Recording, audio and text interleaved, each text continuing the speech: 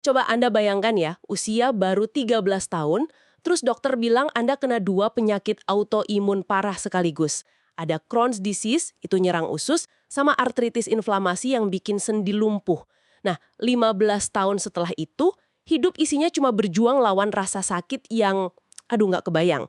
Obat-obatan udah dicoba semua, gagal, malah bikin masalah baru, kayak osteoporosis parah padahal masih umur 20-an.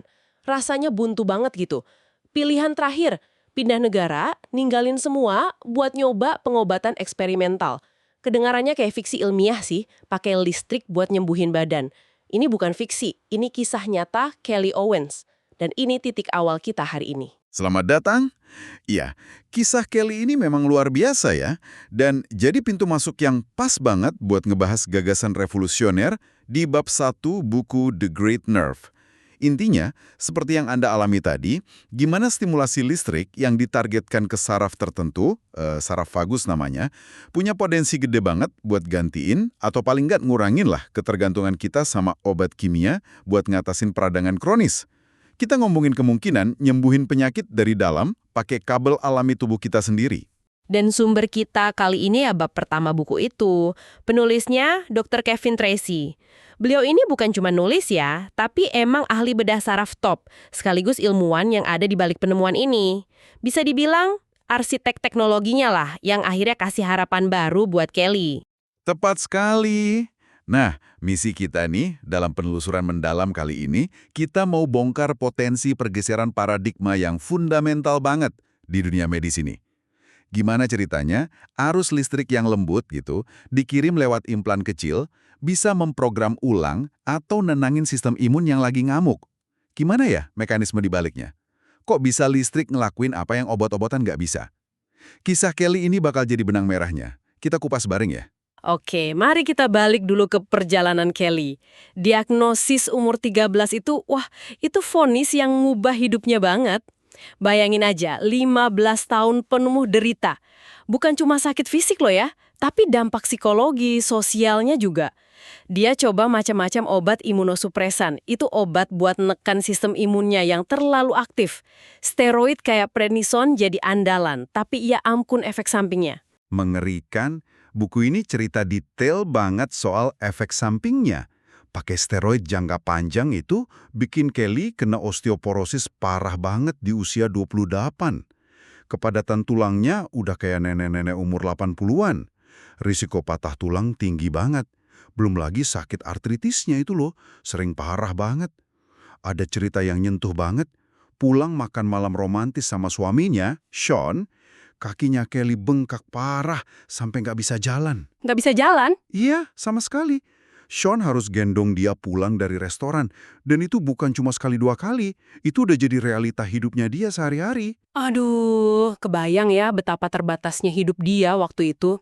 Terus ada momen yang paling bikin hancur ya, pas tim dokternya di Amerika udah kayak nyerah gitu. Mereka bilang udah coba semua pilihan. Terus nyaranin Kelly buat terima nasib aja. Bergantung sama prednison dosis tinggi seumur hidup. Dengan semua konsekuensinya.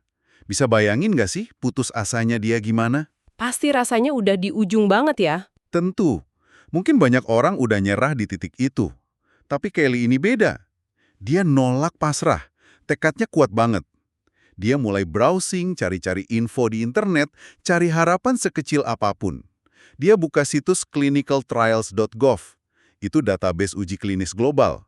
Nah, di situ, di antara lautan info medis itu, dia nemu sesuatu. Sesuatu yang menarik perhatiannya. Iya, sebuah uji klinis dari perusahaan Setpoint Medical. Lagi jalan di Eropa, jauh banget dari rumahnya di New Jersey. Mereka lagi uji alat baru buat ngobatin penyakit inflamasi kayak yang dia derita.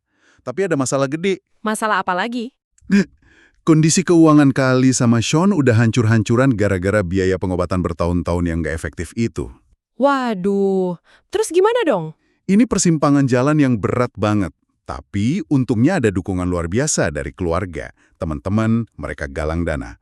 Akhirnya mereka bikin keputusan nekat. Mereka kemasin barang, tinggalin kerjaan, rumah, terbang ke Amsterdam, Belanda. Wow, nekat banget. Semua demi satu kesempatan di uji klinis ini. Pertaruhan besar pokoknya. Di Amsterdam, di rumah sakit universitasnya, Kelly akhirnya jalanin prosedur yang jadi inti bahasan kita. Pasang implan vagus nerve stimulator, VNS. Bisa dijelasin dikit nggak? VNS itu apa sih? Kerjanya gimana? Oke, jadi VNS ini alat medis kecil ya. Ukurannya mirip alat pacu jantung lah. Alat ini ditanam lewat operasi. Di bawah kulit, biasanya sih di bawah tulang selangka kiri. Nah, dari alat utamanya ini ada kabel atau elektroda tipis banget. Ditanam juga di bawah kulit, menjalar sampai ke leher. Ujungnya dililitin hati-hati di sekitar saraf vagus sebelah kiri. Saraf vagus di leher ya? Mm-mm. Tugas alat ini ngirim pulsa listrik ringan, teratur, terkontrol gitu, langsung ke saraf vagus itu. Idenya buat mengaktifkan atau ya memodulasi aktivitas saraf ini. Listrik dikirim ke saraf di leher. Kok kedengarannya masih agak futuristik ya? Terus, apa yang terjadi setelah alatnya aktif di Kelly? Langsung ada hasil gitu? Hasilnya ini yang diceritain di buku ya, benar-benar bikin kaget dan relatif cepat. Beberapa minggu setelah stimulatornya aktif, inget loh, ini setelah 15 tahun menderita ya, Kelly mulai ngerasain perubahan, signifikan banget. Dia bisa jalan tanpa tongkat penyangga. Pertama kalinya sejak remaja. Serius? Cuma beberapa minggu? Setelah belasan tahun? Iya, kedengerannya emang dramatis ya, tapi itu yang dilaporkan. Dan perbaikannya terus lanjut. 8 minggu setelah aktif, Kelly mencapai yang dokter sebut remisi klinis. Gejala Crohn's-nya, masalah pencernaannya, hilang. Nyeri sendi artritisnya reda drastis. Penanda inflamasi di darahnya turun jauh.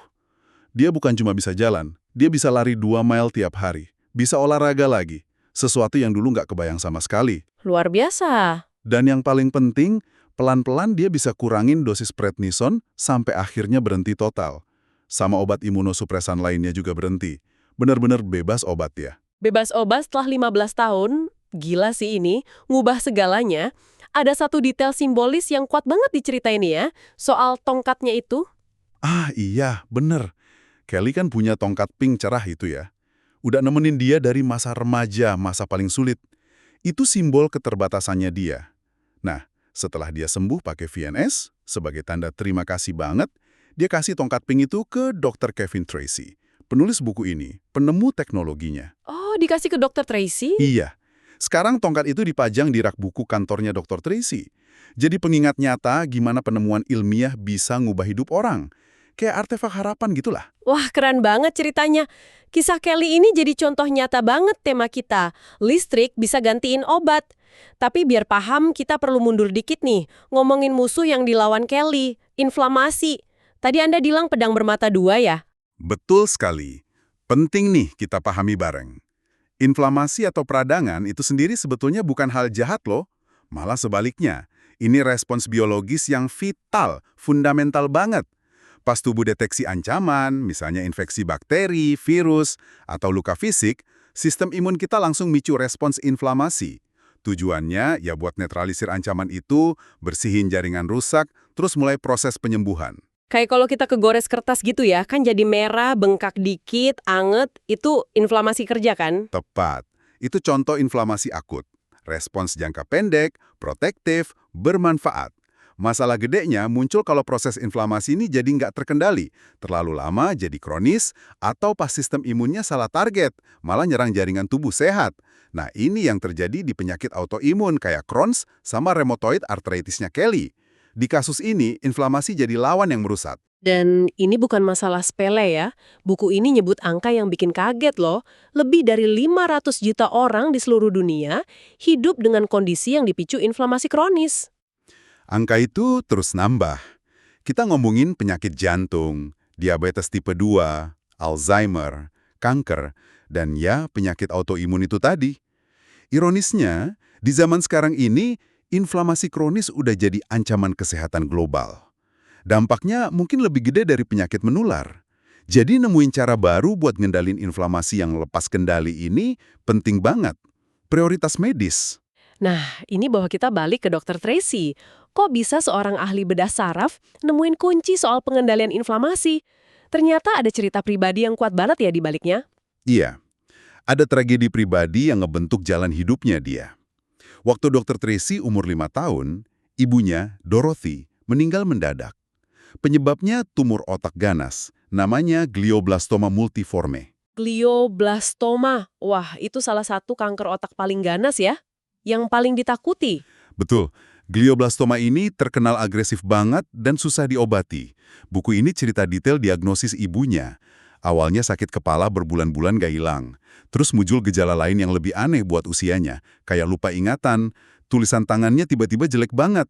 Akhirnya, pas periksa mata, ketahuan ada papilidema. Itu bengkak di saraf optik, tanda ada tekanan tinggi di otak. Gara-gara tumornya tumbuh. Terus dokter coba operasi ya? Kraniotomi buka tengkorak gitu. Iya, operasi besar buat coba angkat tumornya. Tapi yang mereka temuin, Gimana? tumornya itu udah nyusup jauh ke jaringan otak sehat. Kayak akar pohon gitu, nyebar nggak beraturan. Waktu itu tahun 1963, ya bahkan sampai sekarang pun ngangkat semua bagian glioblastoma tanpa ngerusak fungsi otak pasien, itu susah banget. Seringnya nggak mungkin. Sifatnya infiltratif, nyaru sama jaringan otak normal pas operasi. Jadi operasinya nggak berhasil nyelamatin ibunya? Sayangnya nggak. Ibunya nggak sadar lagi setelah operasi, terus meninggal beberapa hari kemudian. Prognosis glioblastoma waktu itu parah banget. Walaupun sekarang ada kemajuan pengobatan, rata-rata harapan hidupnya masih dihitung dalam bulan, bukan tahun. Itu kenyataan pahit buat keluarga Tracy. Kehilangan ibu umur 5 tahun, pasti lukanya dalam banget. Tapi ada satu momen setelah pemakaman ya, yang kayaknya jadi titik balik buat dokter Tracy kecil. Bener, beberapa hari setelah ibunya dimakamin, dia nanya ke kakeknya, kebetulan kakeknya profesor kedokteran. Dia nanya, kenapa dokter gak bisa bikin ibunya sembuh? Kakeknya coba jelasin sesederhana mungkin susahnya operasi tumor otak itu. Terus anak kecil ini bilang, polos tapi penuh tekad gitu. Kalau gitu harus ada orang yang lakuin sesuatu soal itu. Wow, dari anak umur 5 tahun yang baru kehilangan ibunya. Terus kakeknya jawab apa? Kakeknya jawabnya bijak banget, lembut gitu. Ya, mungkin suatu hari nanti kamulah yang akan melakukannya. Percakapan singkat itu tapi dalam banget maknanya. Nancep di pikiran Dr. Tracy. Jadi api motivasi dia seumur hidup. Ngarahin dia ke karir bedah saraf, penelitian ilmiah, harapannya ya suatu hari bisa bikin perbedaan buat pasien kayak ibunya. Motivasi pribadi yang luar biasa ya. Ini yang akhirnya bawa dia ke penelitian yang hubungin saraf sama inflamasi. Nah, biar paham penemuan kuncinya, mungkin kita perlu refresh dikit soal cara kerja sistem saraf kita.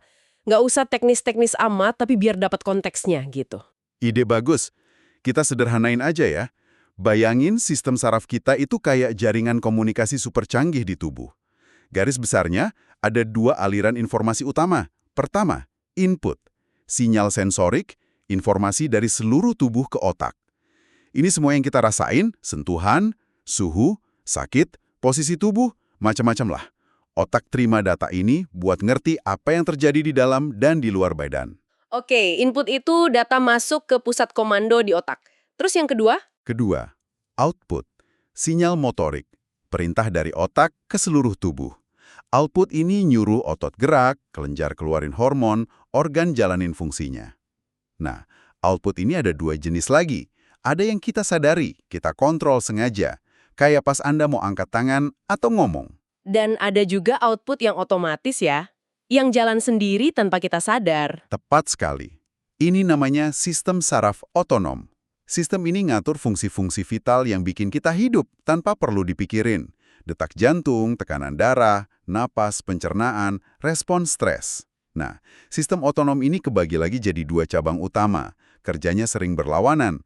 Simpatis, fight or flight, respon stres, sama parasimpatis, rest and digest, nenangin tubuh. Nah, disinilah saraf vagus masuk cerita kan? Di bagian mana dia? Saraf vagus ini pemain utama di cabang parasimpatis, bagian dari sistem saraf otonom. Nama vagus itu dari bahasa Latin, artinya pengembara. Soalnya saraf ini emang ngembara jauh, dari batang otak, turun ke leher, dada, sampai perut. Hubungin otak sama banyak organ penting, jantung, paru-paru, sebagian besar saluran cerna. Fungsi utamanya yang udah lama diketahui ya buat ngelambatin detak jantung, ngerangsang pencernaan, bikin badan tenang dan istirahat. Oke, jadi saraf yang tugasnya bikin rileks sama bantu cerna makanan. Terus kok bisa saraf ini kemudian ketahuan punya peran ngendalin inflamasi? Kayaknya lompatannya jauh banget ya. Nah, Itu dia yang bikin penemuan Dr. Tracy ini ngejutin banget dan revolusioner. Momen eurekanya itu kejadian nggak sengaja di labnya. Waktu itu mereka lagi neliti efek obat antiinflamasi eksperimental, CNI 1493 namanya. Obat ini emang dirancang buat kerja di otak, ngurangin radang pasca stroke. Terus apa yang aneh? Anehnya gini, mereka suntikin obat CNI 1493 ini cuma ke otak tikus. Dosisnya kecil banget, nggak mungkin bocor ke aliran darah terus nyebar ke seluruh tubuh. Tapi yang mereka temuin itu di luar dugaan banget. Obat yang cuma ada di otak ini ternyata bisa nekan produksi molekul proinflamasi penting namanya TNF, tumor necrosis factor. Dan nekannya itu bukan cuma di otak, tapi juga di organ-organ lain di seluruh tubuh tikus, kayak di limpa sama hati. Tunggu. Obatnya cuma di otak, tapi efek anti radangnya muncul di seluruh tubuh. Kok bisa? Lewat mana sinyalnya? Pertanyaan bagus. Itu teka-tekinya. Nggak mungkin obatnya nyebar. Pasti ada jalur komunikasi biologis lain. Nah, kecurigaan utama langsung ke saraf-vagus, si pengembara yang hubungin otak sama organ-organ tempat TNF dibikin itu. Jangan-jangan otak pakai saraf-vagus kayak saluran telepon buat nyuruh organ-organ stop bikin TNF. Jadi gimana mereka ngetes hipotesis saluran telepon ini? Mereka lakuin percobaan krusial. Agak drastis sih kedengarannya. Mereka ambil kelompok tikus lain, sebelum disuntik CNI 1493 ke otak, mereka operasi dulu. Saraf vagus di leher tikus itu dipotong. Prosedurnya namanya vagotomi. Nah, baru deh CNI 1493 disuntikin ke otak tikus yang saraf vagusnya udah putus ini. Motong saraf, agak ekstrim ya buat eksperimen. Hasilnya gimana? Memang kedengaran ekstrim, tapi itu cara standar di penelitian saraf buat buktiin fungsi jalur tertentu. Hasilnya jelas banget, meyakinkan. Di tikus yang saraf vagusnya udah dipotong, CNI 1493 yang disuntik ke otak nggak bisa lagi nekan produksi TNF di seluruh tubuh. Efek antiinflamasi sistemiknya hilang total. Obatnya masih di otak, tapi pesan anti radangnya nggak nyampe ke organ lain. Soalnya kabel komunikasinya, si saraf vagus, udah putus. Wow, jadi ini bukti langsung kalau saraf vagus itu jalurnya? Tepat. Ini bukti kuat banget kalau ada jalur refleks saraf yang hubungin otak sama sistem imun. Otak, pas deteksi ada inflamasi, input, atau pas dirangsang obat kayak CNI 1493, bisa secara aktif kirim sinyal lewat saraf vagus, output, buat nyuruh sel-sel imun di organ kayak limpa buat kurangin produksi molekul radang kayak TNF. Dr. Tracy namain jalur komunikasi dua arah ini refleks inflamasi, atau kadang disebut juga refleks penyembuhan. Refleks inflamasi. Ini bener-bener ngubah cara pandang kita ya. Selama ini kan kita mikir sistem saraf sama sistem imun itu kayak dua dunia beda gitu. Satu urusan pikiran sama gerakan, satunya lagi urusan lawan kuman. Penemuan ini kayak ngejembatanin keduanya. Persis. Ini inti pergeseran paradigmanya. Penemuan ini nunjukin kalau otak itu bukan cuma pengamat pasif soal apa yang terjadi di sistem imun, tapi dia regulator aktif. Sistem saraf, lewat saraf vagus, bisa langsung dan cepat ngatur respons imun. Ini buka pintu ke cara pikir yang baru banget soal gimana penyakit inflamasi berkembang, dan yang lebih penting, gimana cara ngobatinnya. Dan dari penemuan fundamental inilah lahir bidang baru yang Anda sebut tadi, pengobatan bioelektronik. Betul. Penemuan refleks inflamasi ini jadi landasan ilmiah lahirnya bidang yang menjanjikan banget, pengobatan bioelektronik medicine. Konsep dasarnya gini, kalau otak secara alami pakai sinyal listrik lewat saraf vagus buat ngendalin inflamasi, bisa nggak kita niru atau nguatin sinyal alami itu pakai alat elektronik? Bisa nggak kita ngehack sirkuit refleks inflamasi ini buat tujuan pengobatan? Dan alat VNS yang dipasang di Kelly Owens itu contoh nyata aplikasi pengobatan bioelektronik ini. Jadi, daripada nelen pil atau disuntik obat kimia yang neken seluruh sistem imunnya, plus semua efek sampingnya, alatnya Kelly pakai pulsa listrik tertarget buat ngomong langsung ke saraf vagusnya. Intinya nyuruh badannya sendiri buat kurangin radang secara lebih alami dan spesifik gitu ya. Anda nangkep esensinya dengan sempurna. Pendekatannya beda banget, potensinya gede banget, terutama sebagai alternatif atau pelengkap buat obat antiinflamasi yang ada sekarang. Banyak obat biologis modern buat penyakit autoimun emang efektif sih, tapi seringnya mahal banget, perlu suntik rutin, terus bisa ningkatin risiko infeksi serius atau bahkan kanker. Beberapa malah sampai ada peringatan kotak hitam, black box warning dari FDA. Itu peringatan paling serius. Nah, pengobatan bioelektronik ini nawarin harapan buat dapat hasil yang sama bagusnya, tapi mungkin dengan profil keamanan yang lebih baik. Cara kerjanya juga lebih pas sama fisiologi alami tubuh. Buku ini juga nyinggung kalau teknologi VNS ini terus berkembang ya. Alatnya makin kecil gitu. Iya, riset dan pengembangannya ngebut banget. Alat VNS generasi baru lagi diuji klinis, ukurannya makin nyusut terus. Ada prototipe yang gedenya nggak lebih dari kapsul Tylenol. Udah termasuk baterai mini yang bisa di-charge tanpa kabel dari luar tubuh. Ini buka kemungkinan prosedur implan yang jauh lebih simpel, minimal invasif di masa depan. Mungkin cuma prosedur rawat jalan biasa aja. Selain buat inflamasi, stimulasi saraf vagus ini dipakai buat kondisi lain juga nggak sih? Oh iya, penting dicatat nih. VNS itu sebetulnya udah disetujui FDA dan dipakai puluhan tahun buat ngobatin dua kondisi neurologis lain. Epilepsi yang nggak mempan obat, epilepsi refrakter, sama depresi berat yang resisten sama pengobatan. Jadi meskipun mekanisme kerjanya buat kondisi itu mungkin beda ya sama refleks inflamasi, udah ada rekam jejak penggunaan klinis sama data keamanan jangka panjang yang lumayan mapan buat teknologi implan VNS ini. Fokus ke inflamasi ini aplikasi yang relatif baru, tapi menjanjikan banget. Oke, jadi kalau kita rangkum ya perjalanan kita sejauh ini, ada kisah dramatis Kelly Owens dari putus asa sampai sembuh total tanpa obat gara-gara implan kecil yang kirim listrik ke saraf vagusnya. Ini bawa kita ke pemahaman soal inflamasi sebagai pedang bermata dua. Terus gimana motivasi pribadi Dr. Tracy dari tragedi keluarga dorong dia nemuin refleks inflamasi, jalur komunikasi nggak terduga antara otak dan sistem imun lewat saraf vagus? Dan penemuan refleks inflamasi itu kemudian lahirin bidang pengobatan bioelektronik, di mana kita belajar pakai teknologi buat ngomong pakai bahasa listrik sistem saraf buat ngendaliin respons biologis kayak peradangan. VNS yang bantu Kelly itu contoh paling nyata potensi pendekatan ini.